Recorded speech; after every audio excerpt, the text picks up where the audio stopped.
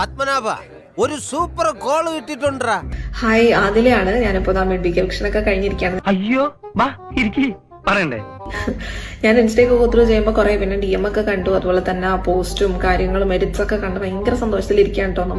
ഇപ്പൊ കണ്ടാ ചിരിയുണ്ടല്ലോ, കുറച്ച് കഴിയുമ്പോ കൊലച്ചിരിയാവും. എല്ലാം പൊളിയൊന്നും ഉറപ്പായല്ലേ? എന്നെ കൊണ്ടൊന്നും പറയിപ്പിക്കണ്ട.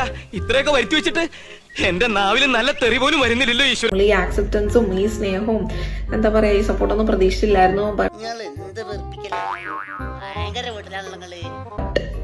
കിട്ടി നിങ്ങളുടെ അടുത്തുനിന്ന്. I M so GLAAD, I M so happy. ഈ ജന്മം ശരിയാവില്ല, കഷ്ടം. അപ്പോ എനിക്കിപ്പോ പറയാനുള്ളത് എന്താന്ന് വെച്ചാൽ, ഇനിയിപ്പോ നൂറ ബിഗ് ബോസ് ഹൗസിന്റെ ഉള്ളിലുണ്ട്. ഇപ്പോൾ ഒരു കണ്ടസ്റ്റന്റ് ആണ്.